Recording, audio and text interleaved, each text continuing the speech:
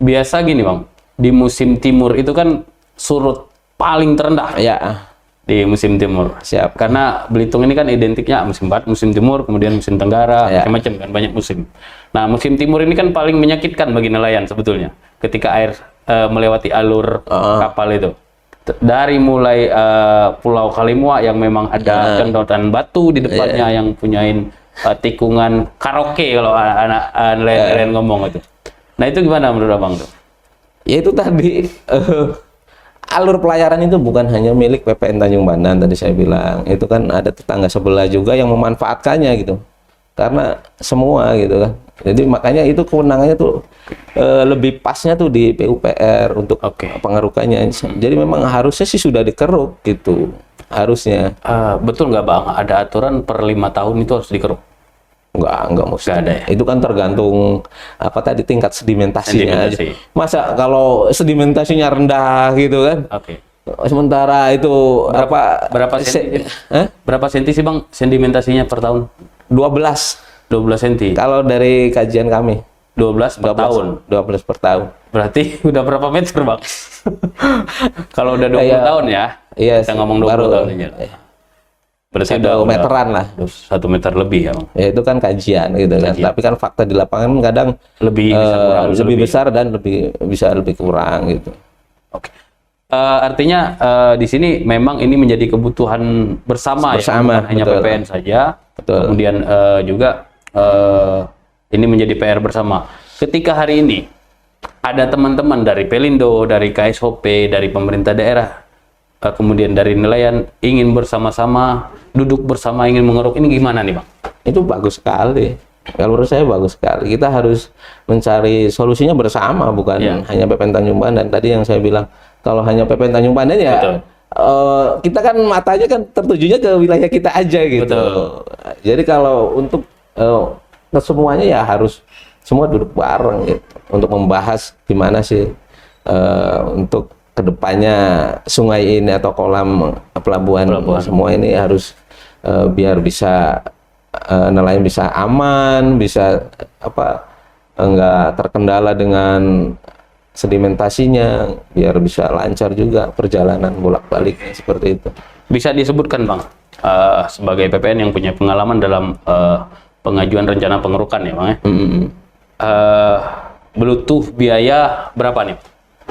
Iya tahun 2013-14 ya untuk satu wilayah itu aja gitu ya. Kolam yang PPN ya? PPN aja itu kebutuhannya tuh 16 miliar. 16. Artinya kalau di zaman sekarang itu sudah 10 tahun yang lalu. Artinya harus 30 miliar lebih ya Bang? Bisa jadi. Tambah alur. Betul. Gitu. Bisa 50-an Bisa 50 miliar.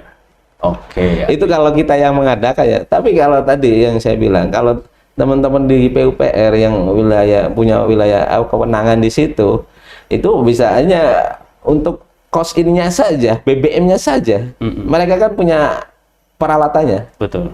Nah kalau kita kan nggak punya peralatannya, makanya saya kalau di Tanjung Pandan PPN itu harus mengadakan lelang gitu, karena untuk yang pihak ketiga. Artinya butuh biaya 50 miliar. Iya. Sekitar itu ya Bang ya, karena dari kajian yang sudah Abang lakukan. Kemudian apa lagi Bang? Yang selain dari nilai nih.